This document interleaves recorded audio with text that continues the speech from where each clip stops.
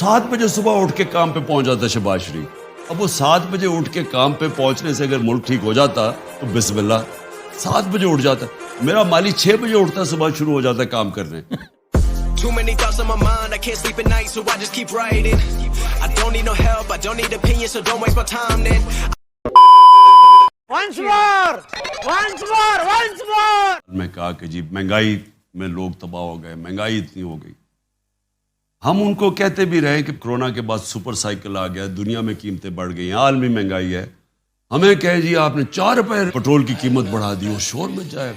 وہ بلاول صاحب اس نے پوری مہنگائی مارچ کر دی. وہ اور بات ہے کہ وہ لوگوں کو یاد ہے کام پہ ٹانگنے والی مارچ.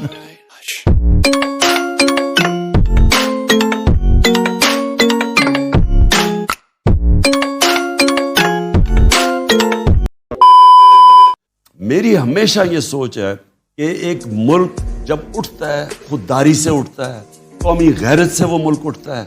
کبھی بھی جوتے پالش کر کے کوئی قوم آج تک اوپر نہیں اٹھی.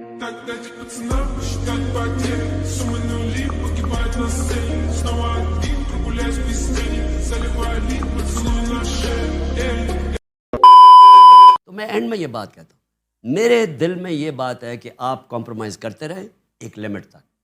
جدھر آپ یہ سمجھتے ہیں کہ آپ کا ضمیر ہی نہیں مانتا, میرا تو ایمان ہی نہیں مانتا کہ میں جا کے جی اس طرح کھڑا ہو جاؤں ان کے سامنے, ہندوستان کھڑا ان کے سامنے. رکو ذرا, صبر کرو. Once more! Once more! Once more! اور وہ روپیہ خرچ کر دیا اس نے یہاں پہنچانے کے لیے کہ جی وہ مہنگائی ہوگی بہت. تو ان کا سارا جو وجہ تھی یہ سازش کی, جو انہوں نے پبلکلی ڈکلیئر کی, وہ مہنگائی تھی کہ بہت مہنگائی کر دی. ٹھیک جی, انہوں نے جو منہ کھولتا فضل الرحمان لانگ مارچ آئے تو وہ پہنچ گیا مہنگائی ہے, یہ کہتے مہنگائی ہے. تو اب جب ان کو حکومت ملی تو انہوں نے تو 2 مہینے میں وہ مہنگائی کر دی جو ہم نے 3.5 سال میں نہیں کی. تو بیچارے پھنس گئے. میوزک.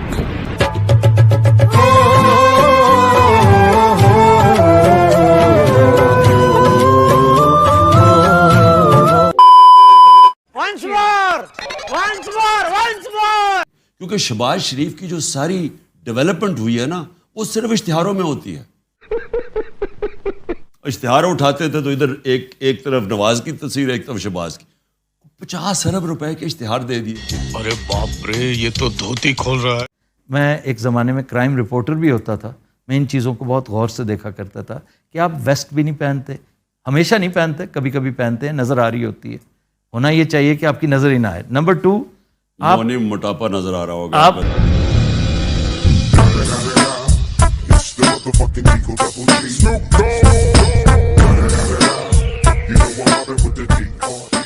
شیشے کا استعمال نہیں کرتے, شیلڈ کا, وہ بھی آپ کو کرنا چاہیے کہ آپ کا وہ جو بنکر نما آپ کا ایک ٹریلر ہے وہ بھی بام پروف ہونا چاہیے. اور کیونکہ خاصب جو آپ کے ارد گرد لوگ ہیں, آپ کے چاہنے والے, آپ کے اوپر فدا ہیں, وہ فدائین بیچارے, ان کا کیا قصور ہے؟ آپ تو بے خوف ہیں, لیکن میئرز لینے میں تو کوئی حرج نہیں. ایک حد تک آپ پوری کوشش کرتے ہیں اپنے آپ کو سیکیور کرنے کی. اس کے بعد تو میرا پورا اللہ پہ ایمان ہے کہ وہ جو فیصلہ تو آخر میں اس کا ہے. درست. مجھے یاد ہے وہ حریری جب لیبنان کا پرائم منسٹر تھا تو اس نے کوئی $60 ملین کی گاڑی منگوائی, بام پروف اور پتہ نہیں کیا, 60 ملین اسپیشلی بنی ہوئی تھی اس کی, بالکل اس کو سیکیور کرنے کے لیے. تو وہ جب وہ مرا تو وہ 13ویں فلور پہ ملی تھی گاڑی اس کی.